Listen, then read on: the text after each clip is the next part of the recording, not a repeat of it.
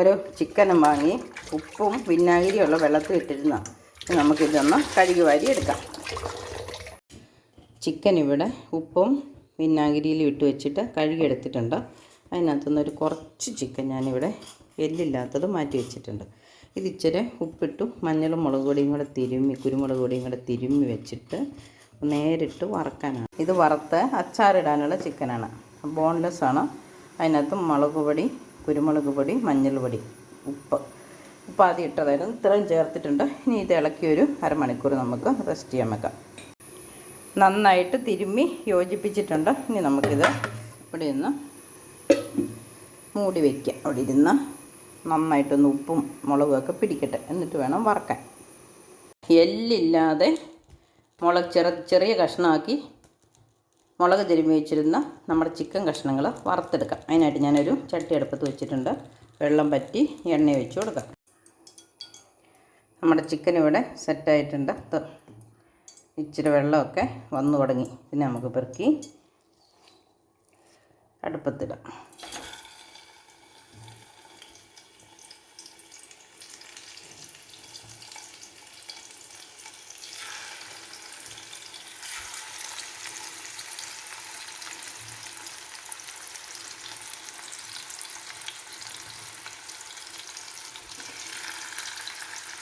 മീനൊക്കെ വറക്കുന്ന പോലെ നന്നായിട്ട് രണ്ട് വശം നമുക്ക് വറുത്തെടുക്കണം.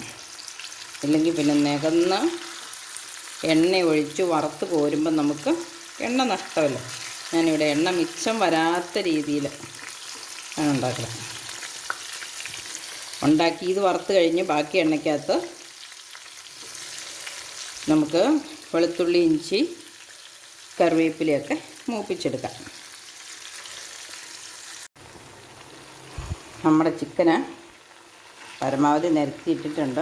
നമുക്കൊന്ന് ഇളക്കിയിട്ട് കൊടുക്കാം.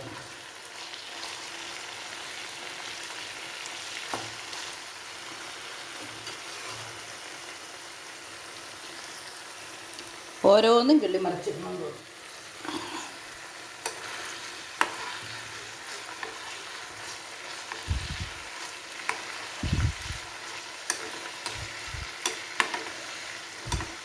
ഒരല്പം ഡീപ്പ് ഫ്രൈ ആണ്. കാരണം അച്ചാറിടാനാണല്ലോ. നമ്മളിത് ഒരാഴ്ചയെങ്കിലും ഇരിക്കണ്ടേ. ആർക്കും കൊടുത്തുവിടാനൊന്നും അല്ല. എങ്കിൽ പോലും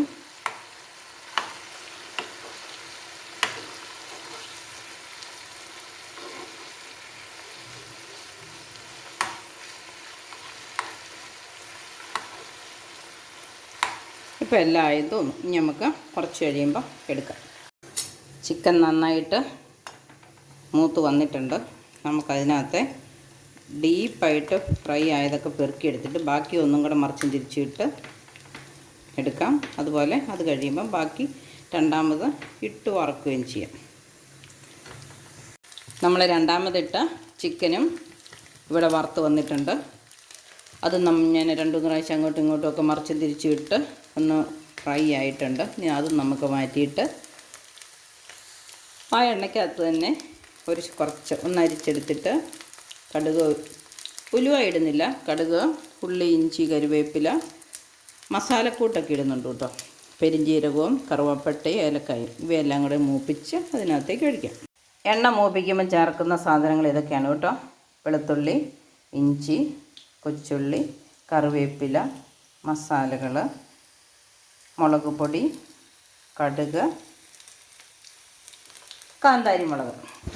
കാന്താരി മുളക് ചേർക്കുന്ന എന്തിനാണെന്ന് ചോദിച്ചാൽ ഈ വിനാഗിരിയൊക്കെ ഒഴിച്ച് കഴിയുമ്പം എരിവ് പോരാന്ന് ആർക്കെങ്കിലും തോന്നുകയാണെങ്കിൽ ഒരെണ്ണം കൂട്ടിക്കോട്ടെ എന്ന് ഓർക്കണ്ട. വേണ്ടാത്തവർക്ക് എടുത്ത് കളഞ്ഞാൽ മതിയല്ലോ.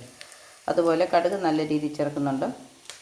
വിനാഗിരി ഇറച്ചിക്ക് ആവശ്യത്തിന് മുളക് പുരട്ടിയതാണെങ്കിൽ പോലും അല്പം മുളക് പൊടി ചേർത്തില്ലെങ്കിൽ വിനാഗിരി ഒഴിച്ച് കഴിയുമ്പം എരിവ് കുറഞ്ഞു പോകില്ലേ.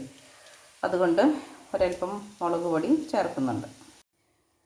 എണ്ണയ്ക്കകത്ത് അരിക്കാൻ മാത്രം കരടൊന്നും ഇല്ലയെന്ന് തോന്നുന്നു.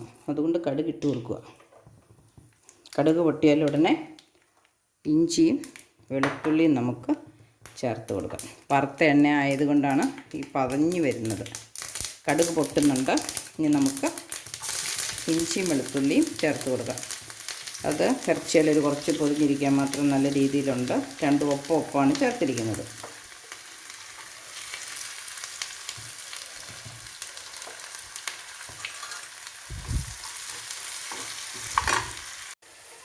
ഇഞ്ചിയും വെളുത്തുള്ളിയും സാധാരണ നമ്മൾ ഇറച്ചി കറി വയ്ക്കുമ്പോൾ ഒന്ന് വഴന്ന് വന്നാൽ മതി. ഇത് അത്ത് പോരാ, അച്ചാറിനല്ലേ ഒരല്പം കൂടെ മൂക്കണം.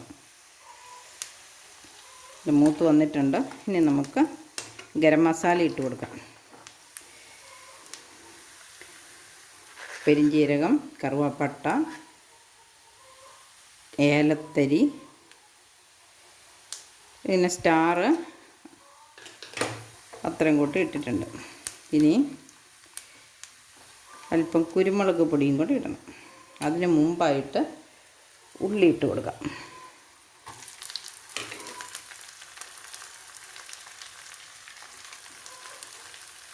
കുരുമുളക് എപ്പോഴും അവസാനം ഇട്ടാൽ മതിയല്ലോ.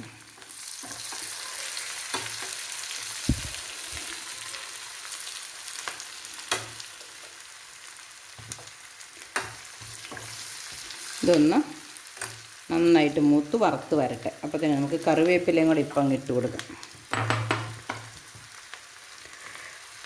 നല്ല രീതിയിൽ കറിവേപ്പില ഇട്ടിട്ടുണ്ട്.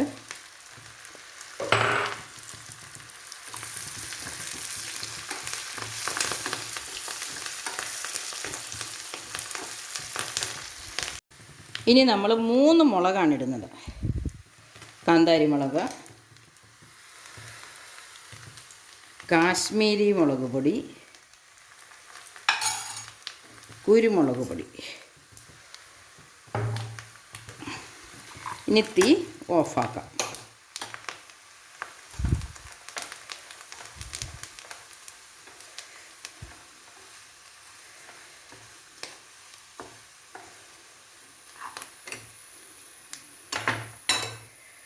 ഇനി ഇത് നമ്മുടെ വറുത്ത് വെച്ച ചിക്കനിലേക്ക് ഒഴിച്ചു കൊടുക്കാം.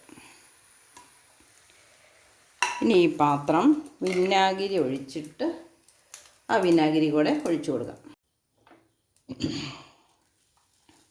വിനാഗിരി ഒഴിച്ചു. വിനാഗിരിയും കൂടെ ഒഴിച്ചു കൊടുത്ത് എല്ലാത്തിലും വറ്റിച്ചെടുക്കാം. ഇനി കൂടുതൽ ചാറ് വേണമെങ്കിൽ വിനാഗിരിയും ഉപ്പും കൂടെ നമുക്ക് പാകത്തിന് യോജിപ്പിച്ച് വേണമെങ്കിൽ ഒഴിക്കാം. ഒത്തിരി ചാറ് വേണ്ടെങ്കിൽ, ഇത് കേടായി പോകുന്നില്ല, നന്നായിട്ട് ഡീപ്പ് ഫ്രൈ ചെയ്തതാണ്. പിന്നെ കേടാകാതിരിക്കാൻ മാത്രം എല്ലാ കഷ്ണത്തിലും പറ്റാൻ മാത്രം വിനാഗിരി വേണം. ചാറ് വേണമെങ്കിൽ കൂടുതൽ വിനാഗിരി, അപ്പോൾ കൂടുതൽ വിനാഗിരി ഒഴിക്കുമ്പോൾ അതിന് കൂടുതൽ ഉപ്പ് ചേർക്കണം. ഉപ്പും വിനാഗിരിയും കൂടെ വേണമെങ്കിൽ ഇനി നമുക്ക് ഒഴിച്ചു കൊടുക്കാം, ചാറ് വേണമെന്ന് താല്പര്യമുള്ളവർക്ക്. അല്ലെങ്കിൽ ഇതിങ്ങനെ ഇരുന്ന് കുതിർന്ന് ഒട്ടും വെള്ളമില്ലാതെ കഷ്ണങ്ങളിൽ ഇതെല്ലാം പൊതിഞ്ഞ് ഇരുന്നോളും. കണ്ടോ ചാറ്, കണ്ടോ? ഈ ചാറൊരു അല്പം ഉണ്ടെങ്കിൽ നമുക്ക് ചോറുണ്ണാൻ വേറൊന്നും വേണ്ട. പൊതി കെട്ടുന്നവർക്കും ഒക്കെ എളുപ്പമുണ്ട്, തന്നെ താമസിക്കുന്നവർക്കൊക്കെ. അപ്പോൾ എൻ്റെ ഈ വീഡിയോ ഇഷ്ടപ്പെട്ടെങ്കിൽ നിങ്ങളും ഇതുപോലെ പെട്ടെന്ന് ഒരത്യാവശ്യം വന്നെടുക്കാനായിട്ട് അല്ലെ പൊതി കെട്ടാനായിട്ട് ഇതുപോലെയൊക്കെ ചിക്കൻ കിട്ടുമ്പോൾ അതിൻ്റെ എല്ലില്ലാത്ത കഷ്ണം നോക്കി ഒരല്പം അച്ചാറിട്ട് വെച്ചാൽ 2-3 ദിവസം പിള്ളേർക്ക് പൊതി കെട്ടാനൊക്കെ കൊടുക്കാം. അപ്പോൾ എല്ലാവരും ഇതൊന്ന് ട്രൈ ചെയ്യണേ.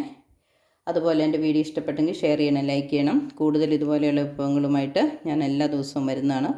അപ്പോൾ അടുത്ത വീഡിയോ വരുന്നത് വരെ എല്ലാവർക്കും നന്ദി, നമസ്കാരം, ബൈ.